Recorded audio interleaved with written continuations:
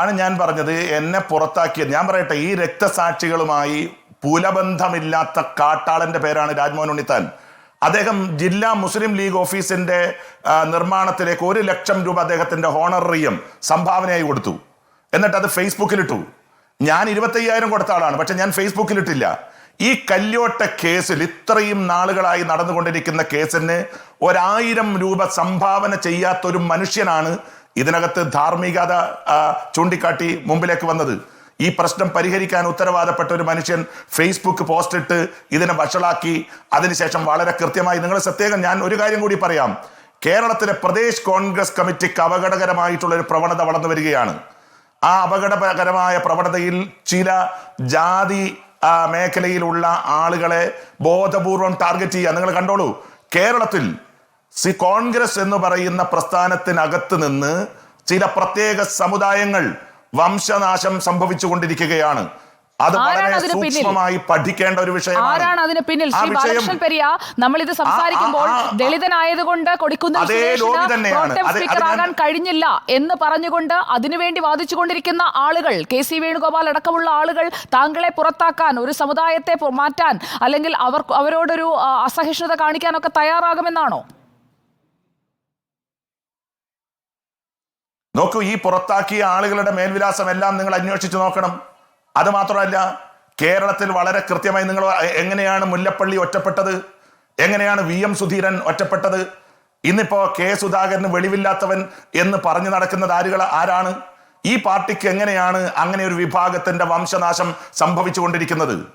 അത് വളരെ സൂക്ഷ്മമായി പരിശോധിക്കണം. ഞങ്ങളെപ്പോലുള്ള ആളുകൾക്ക് ഗോഡ് ഫാദർ ഇല്ല കേരളത്തിന്റെ രാഷ്ട്രീയത്തിൽ, കോൺഗ്രസ് രാഷ്ട്രീയത്തിൽ. ഞങ്ങൾ CPM-നെതിരെ യുദ്ധം ചെയ്ത് നിന്നവരാണ്. ഈ രക്തസാക്ഷികൾക്ക് വേണ്ടി രാപ്പകലില്ലാതെ പോരാട്ടം നടത്തിയ ആളുകളാണ് ഞങ്ങൾ. ആ രക്തസാക്ഷികൾക്ക് വേണ്ടി ഇപ്പോഴും കേസ് കൈകാര്യം ചെയ്യുന്ന ആളുകളാണ് ഞങ്ങൾ. എൻ്റെ 6 സഹോദരന്മാർ ഈ കേസിൽ 2ഉം 3ഉം കേസിൽ പ്രതികളാണ്. എൻ്റെ മരുമക്കൾ 2ഉം 3ഉം കേസിൽ പ്രതികളാണ്. രാജ്മോഹൻ ഉണ്ണിത്താൻ പ്രതിയായിട്ടുണ്ടോ? രാജ്മോഹൻ ഉണ്ണിത്താന് ഈ കേസിൽ പ്രൊട്ടക്ഷൻ നൽകുന്ന DCC പ്രസിഡന്റ് പ്രതിയാണോ? എന്നെ 9 കേസുകളിൽ 1-ാം പ്രതിയാക്കി.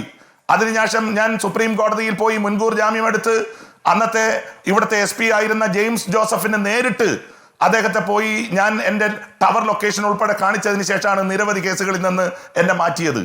ഇത്രയധികം ഈ രക്തസാക്ഷികൾക്ക് വേണ്ടി പോരാട്ടം നടത്തുന്ന ഒരു ഭൂമികയിൽ ഇത്രയും കാലം പ്രവർത്തിച്ച ആളുകളെയാണ് രക്തസാക്ഷികളുടെ പേരിൽ വളരെ ബോധപൂർവം ക്രൂശിക്കാൻ രാജ്മോഹൻ ഉണ്ണിത്താൻ തയ്യാറായത്. കൃത്യമായ ചില അജണ്ടകളുണ്ട്.